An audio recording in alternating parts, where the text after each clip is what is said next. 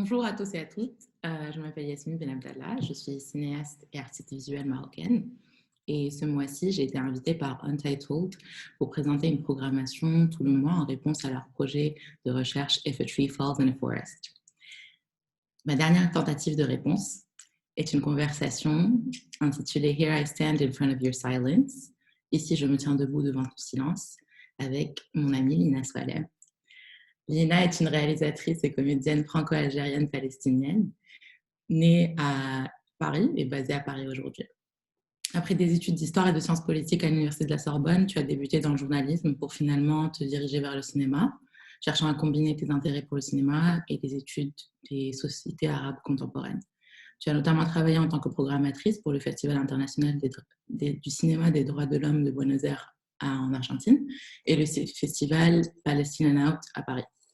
Ton premier long métrage documentaire, dont on parlera beaucoup aujourd'hui, Leur Algérie, produit par Agathe Films, a remporté le prix Doc in Progress du Doc Corner au marché du film du Festival de Cannes en 2019 et a été sélectionné en première mondiale à Vision du réel l'année dernière. Il a récemment obtenu le prix du jury étudiant à Cinémed et le prix du meilleur documentaire arabe à El Goumna Film Festival en Égypte. En tant que comédienne, tu as joué dans 4 longs métrages des réalisatrices Hafsia Halsi, Niam Abbas, Sarehana et Rima Saman.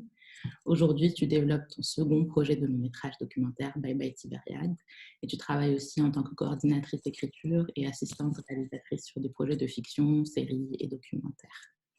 Leur Algérie, donc, c'est le film sur lequel avec lequel on va beaucoup discuter aujourd'hui.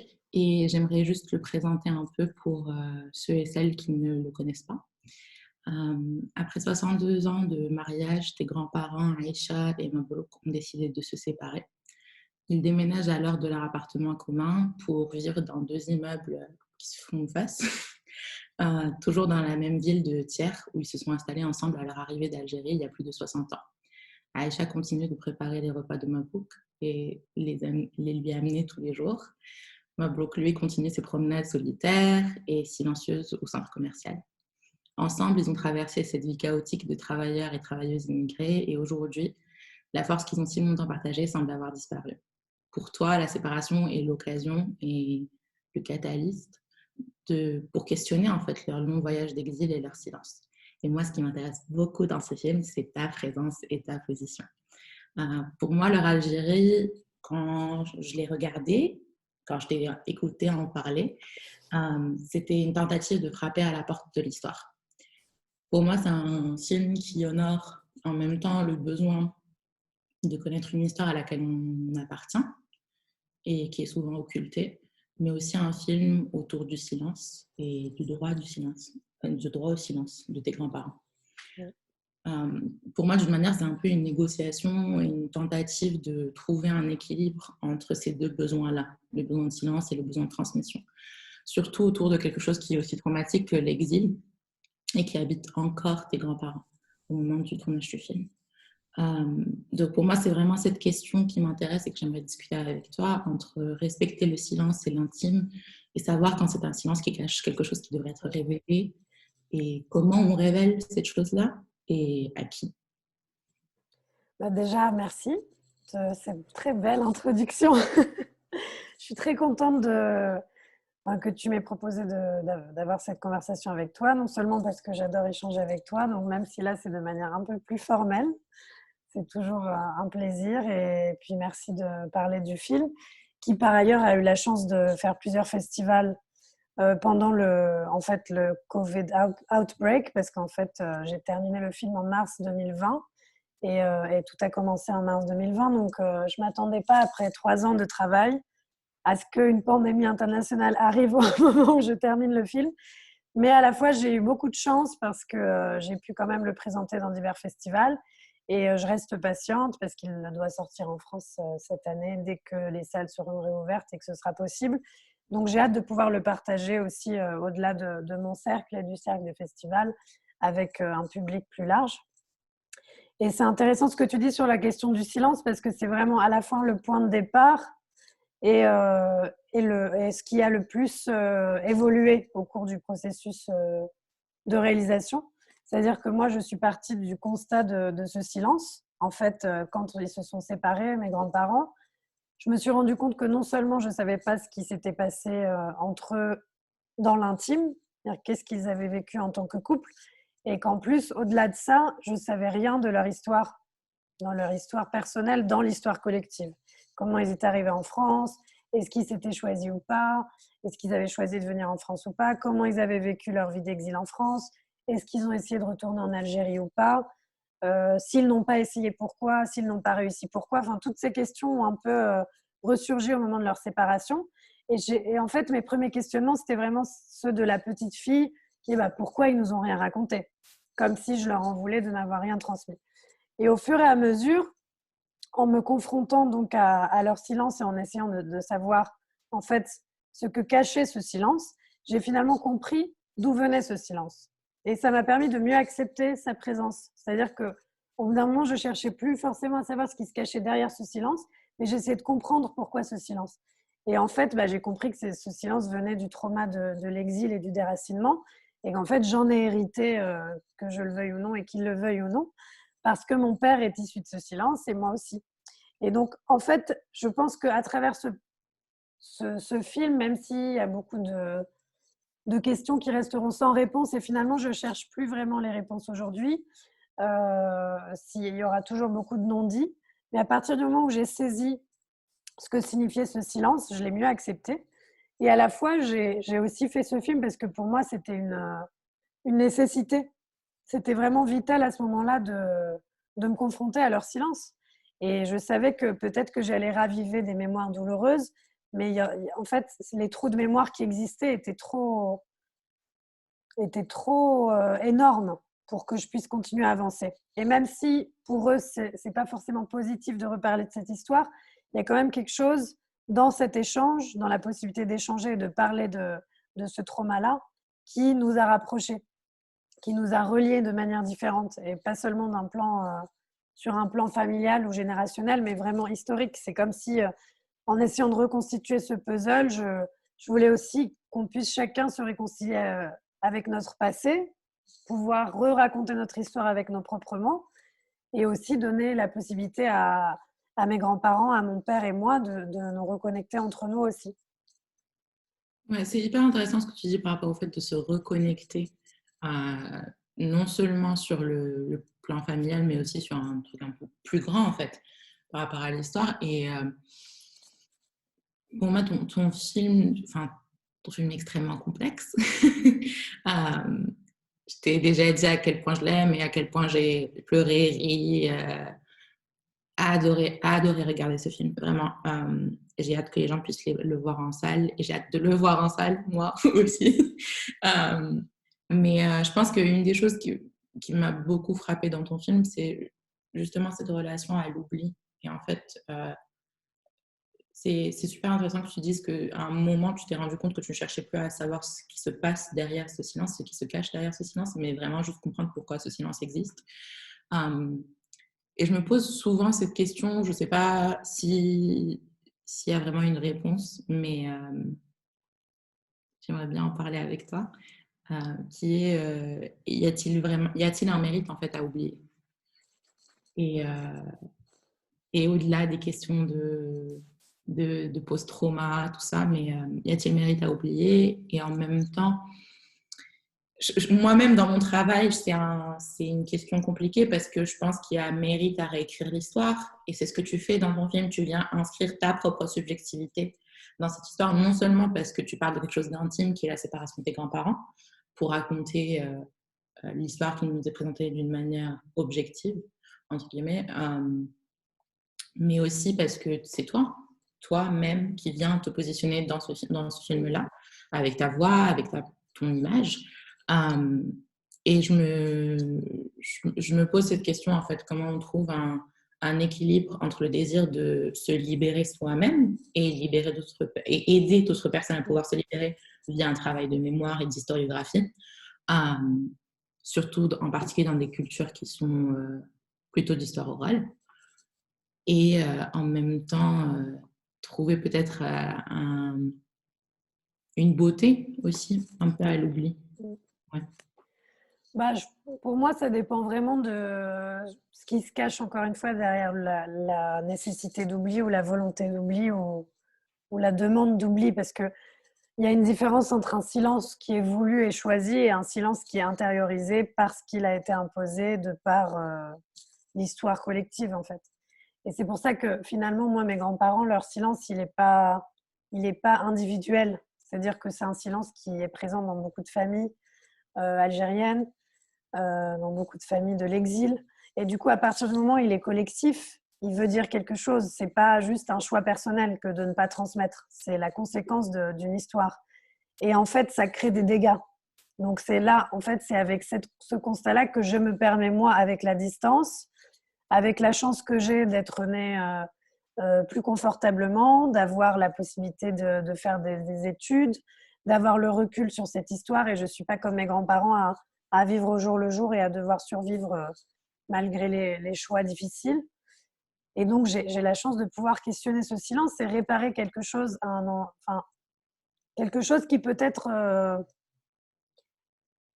c'est qu'avec notre génération qui peut être réparé, en fait, parce qu'on est peut-être la première génération à avoir cette distance-là, ce recul-là, même ce temps-là, finalement, hein, parce qu'il faut avoir le temps aussi de réfléchir. Quand tu travailles, tu n'as pas le temps. Quand tu survis, tu n'as pas le temps.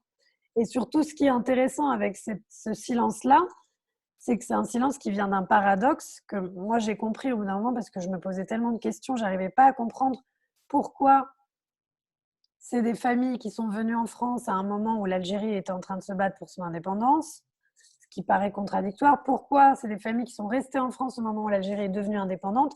Donc c'est en fait un itinéraire hyper paradoxal. Et quand tu comprends que c'est un itinéraire collectif et que c'est pas juste une famille, et tu te dis bon, ça fait partie de quelque chose de plus gros, c'est un phénomène plus gros, et donc j'ai besoin de comprendre comment eux ils se placent dans ça. Alors tout ce qui est de l'ordre de l'intime, bien sûr que il n'y a pas d'obligation à creuser forcément dans l'intime, mais pour moi, c'est vraiment en additionnant toutes ces mémoires individuelles qu'on peut constituer la mémoire collective. Et je trouve que les mémoires les plus riches, c'est celles qui sont constituées de plein d'histoires individuelles. Et tu vois, moi, j'ai fait histoire à la fac, j'ai fait histoire médiévale de la France. Je peux dire que je connais toutes les chartes paysannes de tous les villages, tu vois. Dire que toutes ces histoires individuelles sont considérées comme primordiales pour construire l'histoire collective. Et nous, c'est de ce dont on a besoin aussi, que toute l'histoire de nos familles puisse s'additionner. Et c'est vrai que ça part un peu de questionnement, pas enfantin, mais vraiment d'une petite fille qui demande à ses grands-parents pourquoi vous m'avez rien dit, qu'est-ce qui se cache derrière. Et petit à petit, je comprends d'où vient ce silence et je me lie à leur histoire. Et je comprends tout ce qu'ils ont finalement pu transmettre. Enfin, le fait déjà de me transmettre la possibilité de questionner. C'est vraiment... Et du coup, c'est en fait tout ce qu'on voit dans le film, c'est aussi un processus par lequel je suis passée réellement en faisant le film. Donc, tout ce qui est surprenant dans le film, j'ai été surprise au moment T ou au moment X, je ne sais plus comment on dit. Voilà, instant T. Mais ouais, et c'est surtout que, enfin, c'est des questions aujourd'hui qui reviennent beaucoup, la question de la mémoire.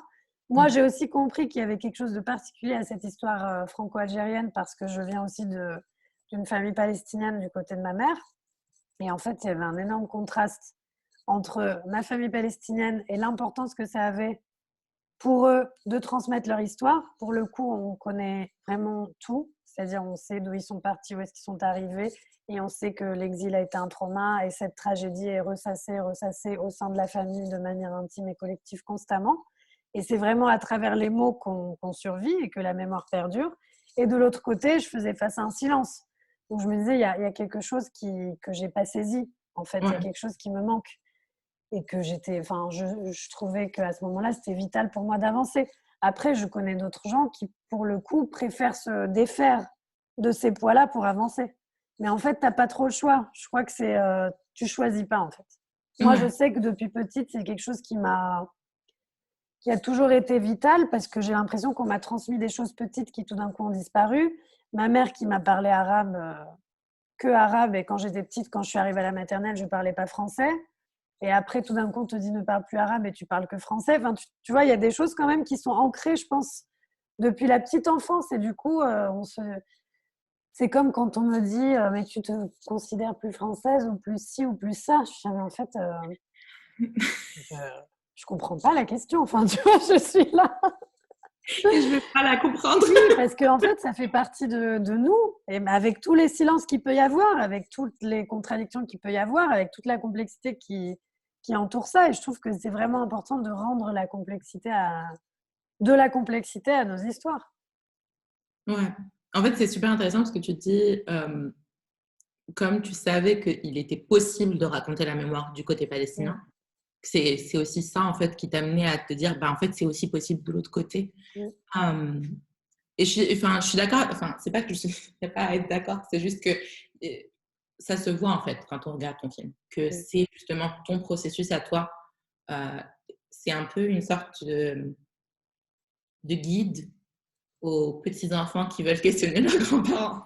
Et en fait, ça commence comme ça. Donc, on est là, OK, il y a plein de tentatives différentes. Et en fait, on se rend compte, plus tu avances, que même ton positionnement, tes questionnements, ce que tu cherches, en fait, change. Et c'est hyper beau dans ça, parce que c'est beaucoup autour de... Je suis contente que tu parles de l'aspect collectif de la chose. Parce que ton film, et la raison pour laquelle on en parle là aujourd'hui même, tu vois, c'est et a une valeur collective extrêmement importante. Parce qu'effectivement, je pense que on parle peu des histoires individuelles et pour plein de raisons, parce qu'elles n'ont pas été valorisées, parce que la colonisation nous a dit que nous n'étions pas importants, parce que plein de choses. Moi, je pense beaucoup à l'histoire orale et j'y pensais genre hier. Je me disais, c'est fou parce que l'histoire orale fonctionnait très bien en fait. Pendant des siècles et des siècles et des siècles, tout allait bien. On racontait de génération en génération les mêmes histoires. En fait, il y a vraiment eu une rupture. Moi, je peux parler du Maroc et je sais que c'est d'une certaine manière et relativement similaire dans d'autres pays, notamment l'Algérie, où en fait, avec la colonisation, il y a aussi eu un exode forcé vers les villes et il y a eu aussi une modernisation ultra brutale qui a fait qu'il y a une génération, et pour moi, elle est autour de nos parents, grands-parents, de perte, en fait, de cette oralité et de cette transmission orale. Et c'est fou parce que tu te dis, c'est quoi la position, qu'est-ce qu'on nous, on joue comme rôle, en fait. Parce que en même temps, l'écrit lui-même porte un truc euh, occidental, colonial, tout ça. Euh, mais la caméra aussi, d'une certaine manière. Et donc, qu'est-ce qu'on en fait aujourd'hui alors que, bien que je ne sois pas française et que j'ai grandi au Maroc, on m'a beaucoup enseigné le cinéma de cette manière-là, en fait. Donc, comment on se positionne, c'est quoi le rôle qu'on joue.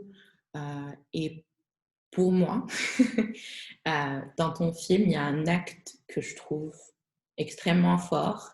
Et je vais utiliser le mot décolonial, même si je ne sais pas si c'est le mot que tu choisiras. Mais pour moi, c'est un acte vraiment décolonial. C'est le moment où toi, tu vas dans le village de tes grands-parents et que tu positionnes ton corps dans cet espace-là. Et que tu viens construire un pan de l'histoire qui est tien et qui est à ta génération, à toi, en fait. Et que tu viens le placer dans le territoire algérien. Pour moi, c'est vraiment cette idée d'être, tu sais, quand tu dis parfois on se sent juste obligé, il y a juste ça en fait, il y a cet appel.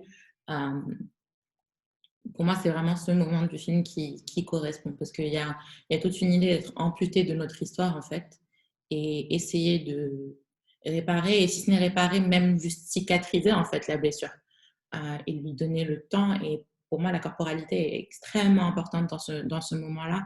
Et je voulais savoir ce qui a fait que tu as décidé d'inclure ce moment, pourquoi tu es allé te positionner là-bas, dans ton processus et après même dans le film, pourquoi tu choisis de le montrer même. Je vais essayer de répondre à ça sans spoiler le film, en gardant un peu de surprise.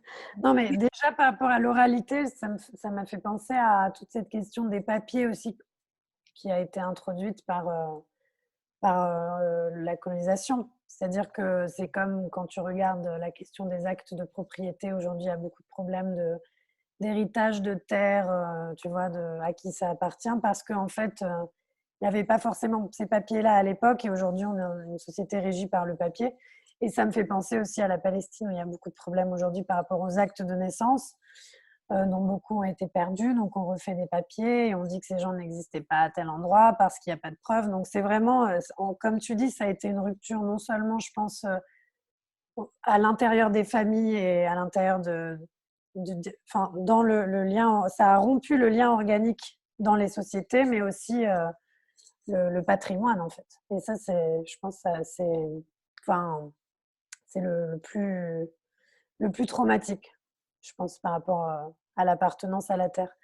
Et en fait, dans le film, bah, c'est à la fois un hasard, à la fois pas un hasard. Je sais pas comment on dit le contraire d'un hasard. En fait, je me suis beaucoup posé la question, est-ce que je vais, dans le film, ramener ma grand-mère au village? Est-ce que je ramène mon grand-père? Est-ce que je fais filmer là-bas? Est-ce que j'y vais? Est-ce que j'y vais pas? Et en fait, naturellement, je ne me voyais pas ramener mes grands-parents parce qu'ils y vont plus depuis quelques années. Donc, c'est comme je me colle à leur réalité, à leur rythme. Je ne voulais pas les extraire de leur quotidien. Moi, je suis allée quelques fois en Algérie avant que je la filme pour le film. Et c'était tout le temps dans le cadre d'un projet de cinéma. Donc, jamais lié à ma famille.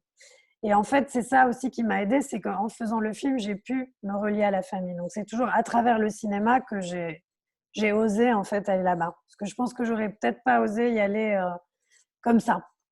Et finalement, c'était pendant une résidence à Alger que je me suis dit, bon, bah là, je suis en Algérie, je suis là pendant un mois, je vais quand même aller jeter un œil au village, quoi. Mais je suis allée avec un assistant caméra en me disant vraiment, c'est le boulot, tu vois, pour un peu créer une distance et marquer le fait que c'est dans le cadre du travail.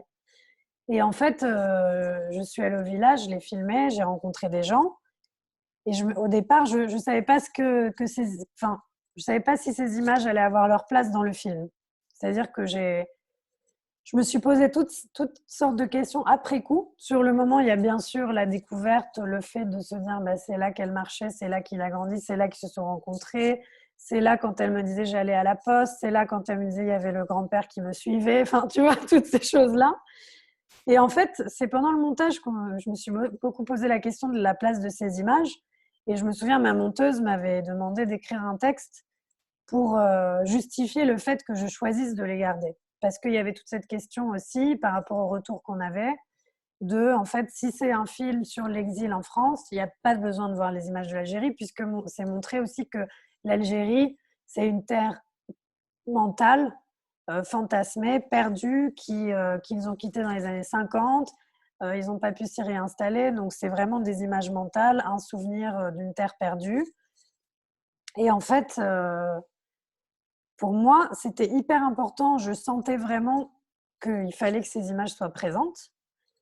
Et c'est finalement, ça a été très simple pour le justifier, c'est-à-dire que j'expliquais à la monteuse que pour moi, rien que le fait d'y avoir posé mon regard et d'y avoir mis les pieds m'a permis de me replacer dans cette histoire aussi. Et en fait, le fait de pouvoir montrer ces images à mon grand-père et de provoquer certaines émotions que je ne spoilerai pas, c'était aussi la preuve que en fait, j'avais contribué à la transmission de cette histoire quelque part. Parce que si j'avais rien fait de ces images, si je ne les avais pas montrées, je ne pense pas que je les aurais gardées dans le film. Mais en fait, en faisant ça, j'ai continué à raconter cette histoire. Parce que je suis partie de là-bas pour les amener à mon grand-père en France, alors que je partais de lui pour aller là-bas. Enfin, c'est tout un truc, c'est tout un cercle où en fait, c'est un vrai puzzle ce film parce que je pars de ma grand-mère qui me conduit vers mon père, qui me conduit vers mon grand-père, qui me reconduit à l'Algérie, mais j'y ai pas accès, donc je vais chercher dans les archives et je reviens avec des photos et je reviens avec des vidéos. Et en fait, là-bas, c'est aussi comme si j'avais constitué une archive de ce lieu, l'archive de moi dans ce lieu, et que j'ai pu repartager avec eux. Donc, c'était tout un questionnement aussi je pense, qui est lié aussi à toute cette question de légitimité, toujours quand on est entre deux pays. J'appartiens plus là-bas, mais en même temps, je vais là-bas, on me dit bienvenue chez toi. Enfin, tu vois, c'est tous ces trucs-là. Et là, pour moi, c'était vraiment de l'ordre de la sensation. C'est-à-dire que j'ai pas à justifier, en fait. J'avais besoin de poser mes pieds là-bas. J'avais besoin de poser mon regard là-bas à travers la caméra. de le partager avec mon grand-père. Et voilà, ça suffit à nous réancrer, nous tous ensemble, dans cette histoire entre ces deux pays et ces lieux. Ouais, moi j'ai les poils Ah qui ouais. montent en t'écoutant. Ça me rappelle les images en fait, et aussi juste, pas de spoiler, mais ça me rappelle tes grands-parents et l'émotion et la combinaison de pudeur, de rire, gêné, parfois de rire, juste rire, et plus. Et en fait, je suis contente que tu mentionnes cet aller-retour parce qu'il y a une.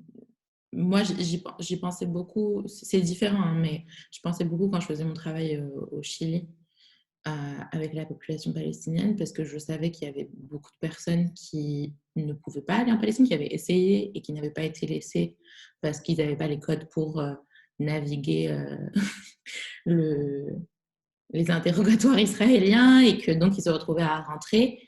Et la sensation que j'ai eue en montrant le film à des ados en Palestine. Et en fait, vraiment, cette idée de, OK, moi, pour le coup, c'est très différent parce que ce n'est pas mon histoire à moi. Moi, je suis vraiment juste porteuse de cette histoire. Mais la possibilité via un privilège de mouvement, qui peut être un privilège dans le cas de la Palestine, juste de mobilité, mais même dans le cas de ton histoire et de l'histoire de l'Algérie, un privilège émotionnel de pouvoir y aller sans se sentir complètement détruit et je trouve ça très très beau parce qu'effectivement ton film fait vraiment c'est toi qui te balade et qui essaie de faire plein de choses différentes juste pour y arriver et je suis contente que tu mentionnes surtout les archives coloniales parce que c'est un énorme sujet pas juste en ce moment, c'est un sujet qui a préoccupé les réalisateurs depuis les moments des indépendances et, euh, et qu'est-ce qu'on en fait parce que c'est les seules images qu'on a que ce soit dans le cas de l'Algérie ou du Maroc, euh, et comment on raconte son histoire et son passé avec des images qui ne sont pas les nôtres. Euh, et j'aimerais bien que tu parles en fait de ton processus un peu de travail autour de l'archive. Ouais, et ce qui a fait que tu les inclus, pourquoi, tout ça. Oui, ça a été encore une séquence qui a posé beaucoup de questions, où encore une fois, j'ai suivi un peu mon instinct malgré le fait que c'était pas forcément évident d'avoir cette séquence dans le film et que certains la questionnaient. Déjà, comme mes grands-parents, eux, sont restés assez silencieux sur tout ce qui est l'ordre de l'histoire. Et à la fois, ma grand-mère n'avait pas forcément la possibilité de transmettre cette histoire collective parce que n'a pas été à l'école et qu'elle ne savait pas forcément exactement ce qui se passait autour d'elle. Elle voyait une présence militaire, elle savait qu'il y avait des colons, mais elle ne comprenait pas forcément tout ce que ça représentait, qu'ils étaient là depuis 130 ans. Quand à 7 ans, tu vois des Français militaires qui passent, tu sais qu'ils font du mal, mais tu ne sais pas trop depuis quand. Combien de temps, ni comment, ni par quelle stratégie. Et à la fois, ce que je trouve hyper fort, c'est que malgré tout ça, elle n'a jamais remis en question le fait qu'elle était algérienne. Elle ne s'est jamais considérée, tu vois, française musulmane, comme ils les appelaient, français musulmans ou indigènes. Et c'est ça que je trouvais hyper curieux. Je disais, mais comment tu as réussi à conserver de manière si sûre le fait que tu étais de telle identité alors qu'il faisait tout pour l'effacer, en fait. Et qu'en plus, elle n'a pas été à l'école, elle n'avait pas accès au texte, tu vois, ni, ni à la connaissance des courants indépendantistes, ni à rien de tout ça. Et en fait, pour moi, c'était une façon de replacer mes grands-parents dans cette histoire, encore une fois. C'est de trouver des façons de les replacer dans cette histoire qui ne peuvent pas forcément raconter ou transmettre, mais qui fait partie, qui fait partie d'eux. Et en fait, c'est en lui montrant ces images et en ayant sa réaction que j'ai pu mieux la replacer dans cette histoire, disons. Parce que comme elle ne pouvait pas la raconter, j'avais besoin d'une autre voix pour la raconter. Et tout le processus de recherche des archives a été hyper long parce que je me suis dit, la plupart des archives, c'est des gourmands actualités, tu vois, de propagande. Donc, en fait, j'ai pris un documentaire déjà construit, tu vois, et j'ai gardé la voix et les images parce qu'il faisait Ça faisait un espèce de résumé de la situation assez court et assez simple qui était accessible pour ma grand-mère, accessible pour moi aussi, sans rentrer dans les détails. Et ça a pris beaucoup, beaucoup de temps de trouver les bonnes images parce qu'en fait, aujourd'hui, c'est plus facile d'avoir accès aux archives algériennes, mais pas tant que ça, en fait, parce que tu dois toujours… tu vois, c'est soit le service cinématographique des armées, soit Gaumont, soit Pathé, soit l'INA. Donc, c'est assez laborieux quand même. Mais pour moi, c'était hyper important d'avoir ces archives-là. C'est le seul moment dans le film où on a un peu d'histoire et c'est pas du tout un film historique, c'est pas un film, pas un reportage historique ni un document historique en soi. C'est vraiment un témoignage intime et individuel. Mais encore une fois, pour moi, c'est très important d'imbriquer l'individuel et le collectif. Et donc, c'est vrai que pour moi, elles ont toujours été primordiales, ces archives. Ouais, en plus, moi, c'est peut-être pas un document historique, mais je pense que quand tu disais tout à l'heure que tu crées une archive de toi dans cet espace-là, par rapport à la séquence en Algérie, moi, je pense que vraiment, c'est un film qui a valeur d'archive du moment où tu l'as filmé. Et des questionnements en place, parce que moi, je sais que quand je suis arrivée en France il y a 5 ans, presque 5 ans, wow. J'étais choquée, enfin, pas que les États-Unis soient un modèle à suivre, mais j'étais choquée du fait que le mot post-colonial n'était pas présent en 2016. Tu vois, pendant toute l'année, il y a eu un événement autour du post-colonialisme. Et je pense que pour moi, ton film, et d'ailleurs, tu as commencé à le penser autour de ces années-là, c'est aussi ça, c'est aussi une archive de questionnements que, non seulement que toi, mais aussi que plein d'autres personnes se posaient et se posent encore aujourd'hui, en ce moment. Donc, pour moi, il a valeur d'archive, surtout que moi, je pense beaucoup à cette idée d'image décoloniale et autour de comment on construit des images de nous-mêmes, en sachant que les seules archives auxquelles on a accès sont coloniales. Et j'y pense beaucoup parce que j'ai écrit l'article là sur Middle East Eye autour d'un massacre qui a eu lieu dans la Chaouia au Maroc en 1908, 4 ans avant la date officielle du début du protectorat français. Et en fait, il y a 0 image. Donc, la seule archive qu'il y a de cet événement, c'est un article qui a été écrit par Jaurès. Non, pardon, pas par Jaurès, dans l'Humanité, donc qui était dirigé par Jaurès, et autour de ce massacre-là. Donc, si tu ne savais pas lire ou écrire le français, ben, en fait, tu n'avais pas accès à cette archive. Et comment on peut… J'en parle parce que tu parles aussi de l'accès, en fait, aux images. Et moi, l'une des raisons pour lesquelles je commence à faire des images, c'est le fait que, en tous les cas, au Maroc, il y a tellement de personnes, notamment mes grands-parents, qui ne savent ni lire ni écrire.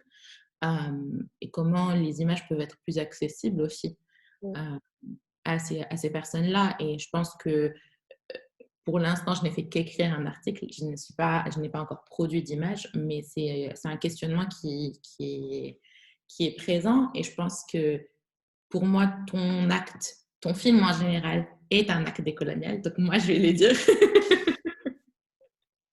mais je me pose aussi des questions par rapport à c'est quoi une image décoloniale, et surtout selon ce qu'on a dit, qui est que toi, tu es française et algérienne et palestinienne, tu es toutes ces identités-là.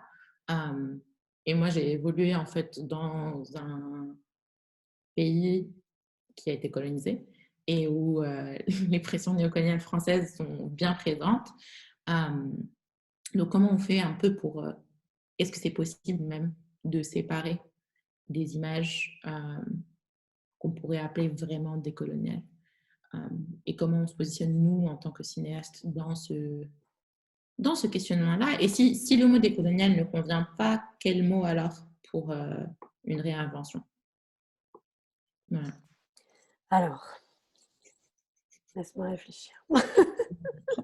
Non, c'est vrai que moi, comme je t'en ai déjà parlé, comme à l'époque où j'ai fait de l'histoire, il n'y avait pas du tout, enfin pas comme aujourd'hui, comme certains le disent à la télé, de courant post-colonialiste à l'université.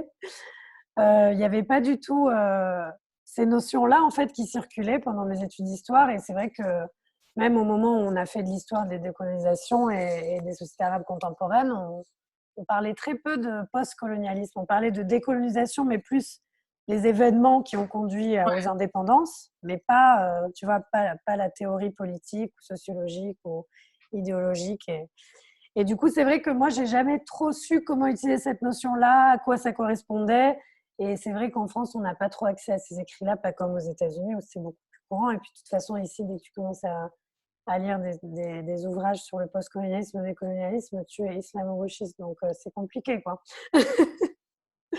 Mais peut-être que ce que tu me dis, ça me renvoie peut-être à ce que j'ai essayé de faire avec ces archives-là, qui pour moi représentaient en fait l'histoire que j'avais apprise à l'université. Donc, ce qui s'est passé dans les faits. Donc, ça, pour le coup, quand tu fais de l'histoire à la fac, bah, tu as accès à tout ça.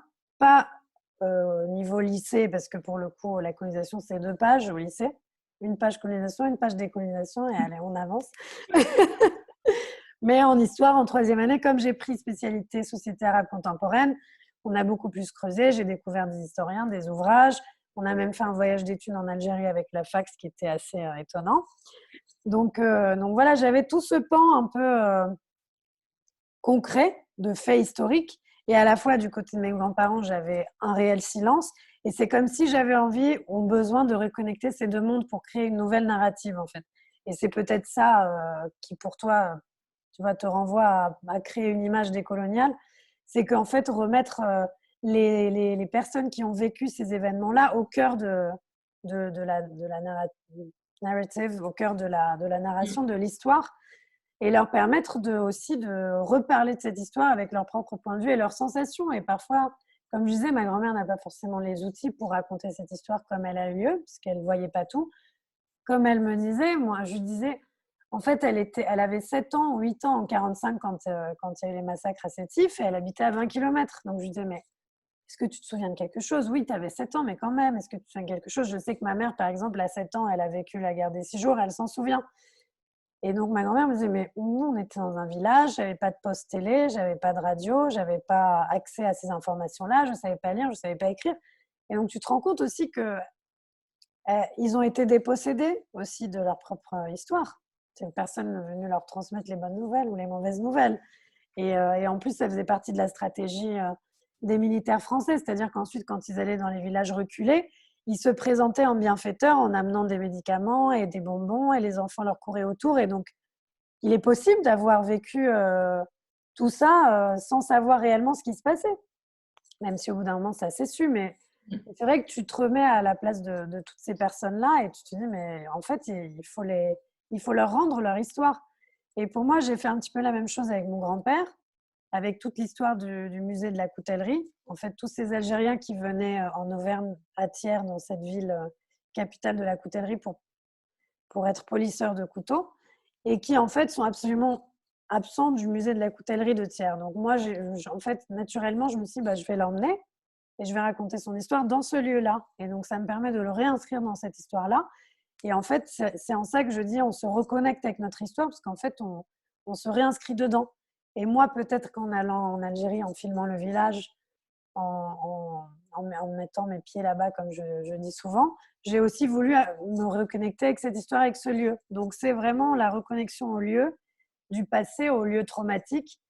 Et c'est aussi ça, c'est que dans le film, on voit à quel point l'Algérie, c'est un ensemble de lieux, d'anecdotes, d'émotions contradictoires. Et c'est vraiment, moi, quand je suis partie là-bas, je me suis dit, comment un lieu peut, tu vois, contenir autant de sensations et d'émotions différentes. Et j'avais juste besoin d'aller, juste pour voir comment moi, je me sentais dans ce lieu aussi. Ouais. En fait, ben, tu vois, même si le mot décolonial n'est pas nécessairement le mot Ouais. pour moi, tu as défini ça. C'est comment ce qui est absent des images qui ont été faites de nous et qu'on vient faire nous-mêmes, de nous-mêmes. C'est ça, c'est replacer, parce qu'en fait, tu as une tradition anthropologique parce que l'anthropologie et le documentaire ont un lien ultra fort au début et jusqu'à aujourd'hui. On crée le regard qu'elle posait en fait sur des populations colonisées était un regard de masse, en fait. Et même les images d'archives que tu utilises, et qui, d'ailleurs, il y en a très peu qui ne sont pas comme ça. On ne vient pas voir ces personnes comme des individus. Et quand tu fais un film comme le tien, non seulement via ton acte de réinscrire ton grand-père dans ce musée-là, ou toi d'aller en Algérie, ou même juste de t'asseoir avec ta grand-mère et de discuter de ces images-là, c'est ça, c'est donner en fait une individualité. Et pas que je pense qu'il y a une différence, en tout cas dans mon opinion à moi, il y a une différence entre le collectif qui peut être très important. Moi, je sais qu'il est important dans comment j'ai été élevée, dans ma culture. Je pense qu'il l'est aussi en Algérie. Il y a une différence entre le collectif et le refus ou la dépossession d'une individualité. Je pense que c'est deux choses différentes, et je pense que ton film, justement, fait un travail incroyable par rapport à ça. Tu viens et tu donnes le temps à des individus par la nature même d'une histoire intime, mais même dans ton grand-père dans une institution publique qui refuse de raconter ces histoires-là. Ce qui me fait penser naturellement à la question de l'institution, parce que tu parles en plus de tes études et l'histoire médiévale française. Et aussi, quand tu mentionnes le fait que tu es arrivé en maternelle et qu'on t'a dit arrête de parler arabe, parle français, il y a une incapacité aujourd'hui encore de l'institution publique. C'est pas une incapacité, c'est un choix d'être incapable. Un choix très politique de nier ces individualités hors normes dans l'espace de l'institution française. Et moi, je m'en rendais compte parce que j'ai été une des chanceuses à faire l'école française au Maroc, qui est un privilège. Je ne le nie pas, mais qui aussi crée des gros problèmes d'identité et de néocolonialisme. Et donc, j'en avais conscience au moment où j'ai commencé à m'en rendre compte jeune adulte, mais je m'en suis vraiment rendu compte cette dernière année où je travaillais avec des collégiens, là, surtout sur un projet autour des grands-parents et donc autour de la transmission. Et je me disais, c'est fou, parce que non seulement par la nature même de quand tu es un adolescent, tu n'es pas nécessairement ultra intéressé par les histoires de tes grands-parents, ou tu n'as pas nécessairement envie de les partager, mais au-delà de ça, il y avait vraiment quelque chose de la surprise de la part des élèves. Parce qu'on n'en était pas souvent avec les profs, donc ce n'était pas un jugement de l'institution, mais la surprise révélait qu'ils n'avaient pas l'habitude que l'école leur donne la place, et leur donne la place de penser à ces histoires-là et de les exprimer et de les trouver importantes, en fait. C'est-à-dire que, je me souviens, il y a un enfant qui est venu parler de ses grands-parents qui étaient résistants pendant la Deuxième Guerre mondiale, et donc on leur a pris leur propriété, et il le dit raconté d'une manière ultra fière. Et tu avais d'autres enfants qui parlaient de l'exil de leurs grands-parents et qui ne parlaient pas de ça d'une manière fière. Et je me disais, il y a vraiment... je me rendais compte d'un point de vue théorique, mais je ne me rendais pas compte d'un point de vue réel, en fait. Et donc, je voulais vraiment parler de ça avec toi, parce que je pense que ton film, comme je l'ai dit, a valeur d'archive, mais notre but aussi, c'est ces questionnements que nous, on a pris autant de temps à développer, autant de temps à chercher, c'est aussi pour rendre ça plus accessible et plus peut-être facile aux générations futures. Donc, j'aimerais bien en discuter avec toi. Moi, je pense que les institutions échouent parfois à des endroits où, en fait, on a le devoir, nous, peut-être, de proposer autre chose. À la fois, c'est vrai que moi, c'est aussi grâce à mes études que j'ai découvert plein de choses, même si ça a été tardif, parce que je pense que, en fait, vu le lien entre l'Algérie et la France, on devrait parler de l'Algérie dès le collège, en fait, mais on en parle à peine. Et c'est vrai que c'est grâce aux études d'histoire que j'ai pu apprendre tout ça tardivement. Et à la fois, c'est un privilège de faire des études, c'est un privilège d'aller à la fac. C'est pas donné à tout le monde déjà de dépasser la première année. Même si c'est public et ouvert à tous, on sait très bien que la sélection, elle se fait déjà dans cette méritocratie bien en amont. Et c'est vrai que moi, je sais qu'en fait, c'est vachement dévalorisé. tout ce qui est double culture, triple culture, multiples identités. Il y a un exemple très simple, c'est que quand tu parles arabe et français, tu n'es pas forcément considéré bilingue, tu vois. Tu es considéré immigré ou d'origine, comme ils disent, mais ce n'est pas valorisé. Alors que quand tu parles anglais, français, espagnol, français, grec, français, là, tout d'un coup, voilà. Donc ça, c'est quand même quelque chose de très fort parce que beaucoup d'élèves, beaucoup d'enfants qui pourraient avoir une deuxième langue qui les rendrait fiers et qui leur donnerait même l'envie d'en apprendre d'autres, parce que je sais que moi, j'ai toujours adoré les langues parce que j'avais déjà une deuxième langue à la naissance et j'en ai appris deux autres avec beaucoup plus de facilité parce que j'avais deux langues à la naissance. Et du coup, là, tout d'un coup, ça devient une honte presque. Et c'est pas quelque chose qui valorise.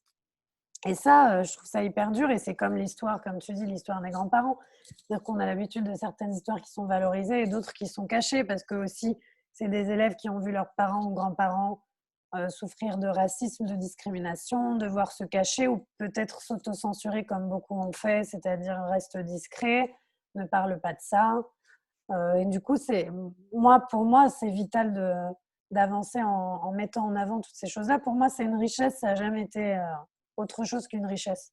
Et je pense que c'est aussi grâce au fait que mes parents viennent de deux pays différents avec deux histoires différentes, parce que peut-être que si j'avais eu deux parents algériens, je n'aurais pas eu la même chance. Je pense que le fait d'avoir aussi ce pan palestinien de mon histoire fait que en fait, leur histoire là-bas est tout le temps brandie comme une richesse. Donc, ça m'a permis de la revisiter de manière positive, même si c'est aussi un poids. Mais c'est vrai que moi, je trouve que c'est aussi, voilà, moi, à travers ça, je suis très heureuse, par exemple, quand j'ai fait des séances devant des lycéens en leur montrant le film, de voir qu'il y en a beaucoup qui n'osaient pas parler de leur histoire et l'histoire de leurs grands-parents avant, qui tout d'un coup avaient envie d'en parler. Et à la fois, tu avais une petite qui parlait de sa grand-mère polonaise, qui lui a toujours caché ce qu'elle avait vécu, ou une petite qui parlait de sa grand-mère tunisienne, qui apparemment venait d'une famille de Pacha, et tu sentais que tout d'un coup, elle était contente de pouvoir dire ça fièrement, parce que devant d'autres, on devait se moquer d'elle. Donc c'est vrai que c'est hyper important, parce que en montrant que en fait, tu peux passer 1 heure 10 avec deux grands-parents algériens qui semblent avoir la même histoire que n'importe quel grand-parent immigré, mais en fait, non. Chacun a son histoire et c'est une richesse. Et même si elles se ressemblent, elles sont toutes individuelles, elles peuvent toutes s'additionner. Il n'y en a pas une qui mérite d'être racontée plus que l'autre. Et je pense que ça, le transmettre à des jeunes, c'est hyper important parce que moi, ça m'aurait tellement aidé, élevé, conduit autre part d'avoir accès à ça plus jeune. Et ce qui était bien d'ailleurs dans ces séances, c'est que c'est toujours avec un prof d'histoire qui en général sont ceux qui essayent d'aller quand ils sont bien. Et on Mais ils avance. essayent quand même d'avancer, quoi.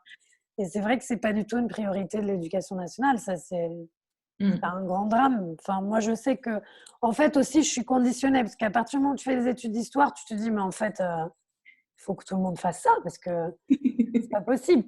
Tu vois, de revisiter toutes nos histoires, quoi. Ça permet de comprendre tout ce qui se passe aujourd'hui. Tout ce qui se passe pas bien, d'où vient ça, d'où vient ci, quelles étaient les relations entre ces deux pays. Aujourd'hui, on est complètement dans le flou, on a l'impression que tout est problématique et on se dit pas, mais ça vient de quelque part, ça vient de décisions, ça vient de stratégie, ça vient de guerre, ça vient de colonisation, ça vient de dépossession, ça vient de plein de choses. Et en fait, quand tu l'apprends, ça t'enrichit tellement, en fait. Ouais, je pense qu'il y a vraiment un truc ça d'apprendre non seulement d'où on vient, et d'où on vient non seulement en termes d'appartenance, mais aussi juste en termes de situation politique, sociétale aujourd'hui. Mais aussi, je pense que ça te permet de voir vers l'avant, en fait, aussi, tu vois.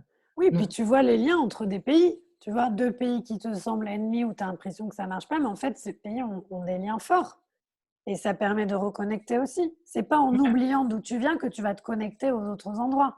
exactement. Voilà. Donc, en fait, c'est plutôt en connaissant son histoire et en essayant de trouver les points communs à certains moments. Mais c'est important pour trouver les points communs qu'on soit à égalité. C'est-à-dire qu'on ait tous accès à Ouais, notre histoire de la même manière et que je suis notre histoire ait autant de valeur que celle des autres, en fait. ouais, et en plus, moi, vraiment, quand tu me dis le fait que tu aies eu deux lycéens ou lycéennes qui partagent leur histoire de leurs grands-parents en regardant ton film, je pense qu'il y a vraiment une valeur à. Tu sais, quand on est enfant, jeune, même jeune adulte, il y a parfois une honte qui est liée à l'histoire familiale et le fait juste de savoir qu'il y a quelqu'un avant toi qui en parle. Et toi, en fait, dans ce cas-là, c'est toi, c'est ton film qui en parle d'abord et qui fait qu'il y a plus ok, d'accord, une prise de conscience que mon histoire est aussi importante. Et donc, je peux prendre la place et raconter que mes grands-parents, que je viens d'une lignée de Pacha en Tunisie et que j'en suis vraiment fière. Et enfin, voilà. Euh, donc, je pense que c'est vraiment un truc qui me marque dans ton processus, dans comment tu as fait ton film, dans le film lui-même et dans comment tu le partages. Ce qui m'amène à la fin de notre conversation. Je vais mettre le lien de la bande-annonce du film pour que les personnes puissent mettre au moins quelques images sur tous les mots qu'on a dit. Et je mettrai aussi le lien de la page Facebook pour qu'ils puissent suivre le projet. Normalement, tu annonces, j'imagine, les dates de festival dessus et aussi au moment de la sortie en salle, tu annonceras ça aussi. Et sinon, c'était un plaisir. Comme toujours. Bah, toujours. C'était trop bien. Toujours. Merci. Bah, merci à toi. Et c'est génial ce projet. Donc, j'espère qu'il y a beaucoup de gens qui vont continuer à suivre ton travail. Et puis, voilà, j'espère qu'on va se voir bientôt. J'espère aussi. Gros bisous. Et merci. Bisous, bisous.